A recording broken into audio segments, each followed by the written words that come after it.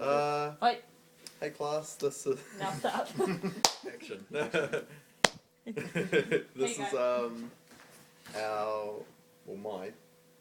my action phase What else is your reflection yours from the celebration phase, and within my action phase, I chose to have 3 experiences, and out of a possible 5, yeah.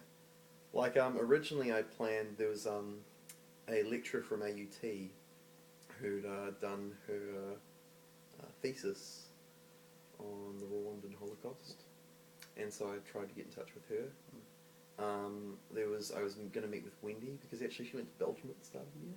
Wendy? Yeah. Oh. She spoke at a peace conference about reconciliation between the Rwandans and the Belgian government. With the theme of like Māoridom, what New Zealand government has done. And that was really interesting. So she gave me her thesis, her dissertation to read, and actually some of that's going to be in my celebration phase reflection. Yeah, some of that will come across, just her knowledge and her expertise.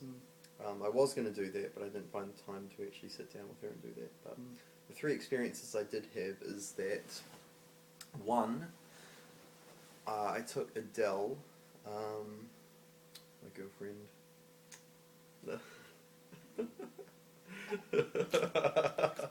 Nah, it's cute. I took Adele to a play called 1,000 Hills. I was invited.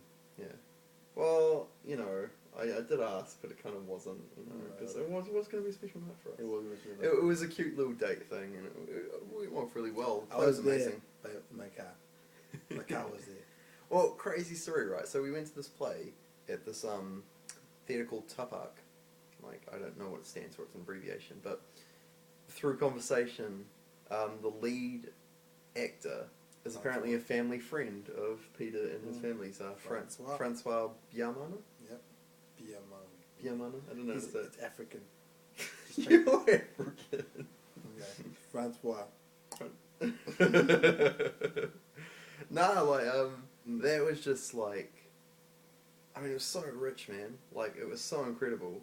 Like, have you seen any of his other work, or just music, or anything like that? No, when I knew Francois, I knew him as a...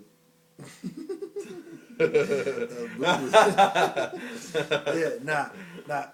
I saw one of his artwork. One of his pieces that he did was Who Am I? It was Wait, at the refugee center? No, it was at you know where the zoo is? Yes. So there's some kind of art, some kind of art place near there. Oh yeah. So I was there. The unveiling. Yeah. Larry, sorry. Larry was in this play as well. Right. And it's basically about like refugee people who come here, and they don't know who they are, and eventually they find out who they are. There's somebody. You know, they're trying to show us that even though we come here as refugees, we still have somebody like this. We're still not helpless. That's cool, man. That's pretty deep. Yeah, I mean, it's interesting because 1,000 Hills, which is what this play was called, it wasn't unlike that, I guess. He played this guy called Philippe.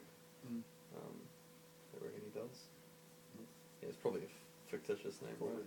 Yeah, but he played this character called Philippe, who I think he said was like the sum of like a number of different people's stories, but kind of like representative of Francois' own story, of how he worked for the Red Cross as a helper over there, and via his friendship with a New Zealander, he kind of came to New Zealand. A guy who came over to help with the sanitation of the water in this refugee camp. Incredible guy though, eh? Just like it's just like the rich. He basically apparently co-wrote this play, and it came across just this real theme of finding yourself and just remembering your roots, and yes, you know, you're in a transition phase when you come into a new place of finding who you are, but it's like so formative of what you are to become when you come to this new place comes from where you came from. Yeah, because it's like I just loved all the cultural stuff in it, eh? Mm. Like, cause you know that drum performance you linked to me. Yeah. Yeah, they were playing for like 10 minutes straight Mm. before the play even started. Mm. And then they're like singing in like 5-part harmony, it was sick, man. Like even the non-Africans are singing, man. It was just awesome. And like he had this like big fella, you know. I don't know if he's like Iraqi or something, Mm. but if he played like Philippe's father, and he sung this song, but then told the myth of Rwanda, of like how it's created. Like the gods use their fingers to kind of trace out 1,000 hills out in the landscape. Because 1,000 hills is kind of this term of just describing the mountainous countryside and how it's just like a paradise. Oh, it's beautiful. Is it? It's green. Oh, Like, right, take me there. it's like probably, you know, everyone sees Africa as like dry, hot, like Not Burundi, true, eh? Burundi and Rwanda, man, dude. It's just green, Yeah. man. It's like just so beautiful. Like it's probably the perfect place to live, but Given everything that's happening. yeah, it's like it's just a greenery, man. But I mean, has it got better since? Or? Oh, well, people say it's got better, but mom and dad say they're still on edge. Still on edge. Still on edge. Like Probably it's, still a lot of open wound. yeah, it's basically like it's like It's still fresh in everyone's minds. it's like a dormant volcano. Yeah. So it's just it's gonna blow, but no one knows when, Mm. because there's still tension. Wow. You know. It must be hard, eh? Just, because even your family, friends, and like your family themselves, they've got that whenever they think back of home, you know. Yeah, like that's the thing. Yeah, like whenever we think like, Dad does it. Dad actually can recall the good times. Mom always kills it. She's done bring the depression stuff. Yeah. Like, Dad be like, remember this? Mom be like, yeah, like destroyed. Yeah. But you balance each other out, right? Yeah, that is true. That is true. Yeah. Yeah, cause so there was that play, right? And second experience. So the first experience was going to this play. The second experience that I had was visiting the refugee centre in Mangere with cool, Peter. It's really cool. Why it's so significant for Peter is that when he came to New Zealand with his family, that's where he actually arrived first. Yeah. What was it like for you, man? Like, seriously? Okay, so I want to paint you a picture when I first arrived there, right? So growing up in Africa, we've seen McDonald's on movies. So we thought McDonald's was a fake thing. So we arrived at the airport, and I see a McDonald's. I'm like, yo, McDonald's! Came from Africa, ice cream doesn't exist. Well, it does exist, but you gotta have a fridge or a freezer to keep it in. Yeah. So man, I had my first ice cream. I was, what the frick is this thing? So I was blown out. I was like, Are you serious? Yeah. You've So never had McDonald's dude, before that? never had McDonald's with it. Never had fries Damn. or but man, a burger? Holy crap! That was next level for me. It's like, whoa! Because all this stuff you see on TV, like burgers and fries and a Coke, and Yeah. we didn't have that in Africa, so I was blown away. And then, Bro, like a freaking ball ran past your house, you stabbed it down with a spear, man. That's what you did. we made our own burgers. Yeah, you know what I mean? that's freaking takeaways. Because that's someone else's food. You just took it away from them. You took it away. Yeah, and then so in Africa, we didn't know about New Zealand. We didn't know how cold it was. Yeah. In Africa, we've got 2 seasons: rain and sunny. We haven't got winter, summer, spring. We do, but they're not that major. So we came here all summer, kitted, dressed up, shorts, and we looked summer. And right at the airport, we walked out. Like, what the hell? Like, it was. We like shivering. Like, It was freezing. Our first, and so then, so we arrived in New Zealand, and it was just amazing. Like, it was like, just, beautiful. because there are a whole bunch of other Rwandans there at the time as No, well. it was just us. Just you in Yeah. the centre.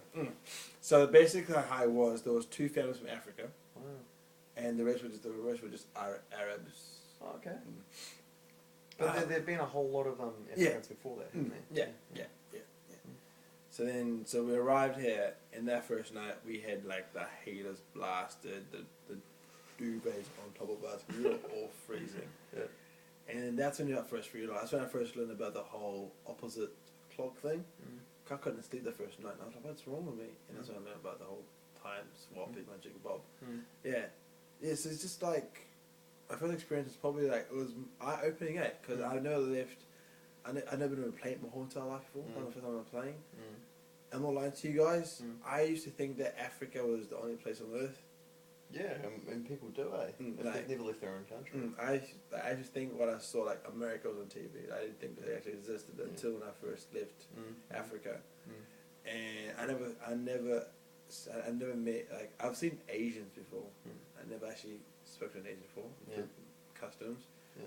I knew Indians, but I never met Arabs, like Afghanistan people. Like basically, like coming to New Zealand, just open up doors, like this new way of living it, like new lifestyle. Like in Africa, we used to walking everywhere. You got cars here. Yeah. Like in Africa, we use our buses more, and like buses is basically, you know a bus is full when you open the door and you actually can't fit. So here in New Zealand, like a bus is full when basically All the like, seats are taken. yeah, like, oh, bus is full. Yeah. But in Africa, man, any nick and cranny, like let's say we come on a bus, and you got a baby. They'll be like, okay, you in the corner, this is yours, hold. They'll pass the baby to a stranger and hold it for you. And like they'll be like, okay, you are gonna sit on their lap. You're gonna sit on their lap. You're like, People are so trusting of each other. yeah, because basically in Africa, if you're a thief, the worst thing to be is a thief. Because if you're a thief, you just sign a death penalty. You know in New Zealand how the last people you want to turn up to a crime is the police. Yeah. In Africa, you pray the police get there. Wow. Because People take stuff into their own hands. yeah, Yeah. and like we're at the my mom took the lead at the market and someone stole a bag. She's about to say thief, and mom goes to her, be careful before you say that word. I want you to think, is there anything in that bag that is worthy of someone's death? And she goes, what? When you say thief, this whole village is going to chase that boy and you're going to burn him. Wow. So it's quite serious. That's why people are so trustworthy, because they know that if you're a thief, like You're basically stuff. Yeah. So and also like we're all the same. We're all in life together. So there's no reason to like steal from each other. And also the thing about Africa, where we grew up, it was like the reason why like you knew everybody. So if you stole from me, I'll find out who you are and I'll come after you. Don't really have that here, eh? No, you guys don't know who your neighbors are. In Africa, you knew your neighbors. You knew like the 10th house down. You knew who they were. And You're probably related to them. yeah, and so it's why my mom tells that like my mom's a typical African lady, because in Africa women talk. Yeah. So let's say there's a lady like down the street. My mom's like, you know the lady down the street. Yeah. What? Like African American was like, they know they gossip. Yeah. It's like that. Yeah. Like there's like, but all the females that come and just gossip about people. Yeah. And so like my mom, you can tell my mom this is exactly. My mom sometimes will tell people about some random ass person who they don't know. But if we're back home in Africa, everyone will know that woman by now, and they'll be like, "Ruth, Jamani, and it's all that. And like, yeah, so like Africa's all about community, man. Community is like the biggest thing. Like, if one person suffers, we all suffer. If one person loses a family member, the whole village goes to the funeral. Like the whole village goes around the family and help them out. Like basically, like we're all about togetherness. Like if one person's hungry, we come together again. We come around and feed them. One person like has no place to sleep. Dude, get in my house. I sleep in my house today. You know, like it's all about. Churches could probably be more like that, eh? Yeah. They even man, African churches, man, they can go for hours, hours, man. It's like you got your morning sermon done, and then everyone just hangs out the church. Everyone's like, the kids are playing on the field, the parents are just talking and stuff like that. You probably get home around 4 o'clock. You get fed at church, and like it's just church. Like it's just an ongoing thing. It's a way. It's people meeting together and enjoying each other's company. It's amazing, man. Yeah. You love Africa. Yeah. Sunday, man. Oh, we have to. Yeah. Sunday. Okay. Yeah. If I get married, gotta go back. Definitely. Get the roots back in. Yeah.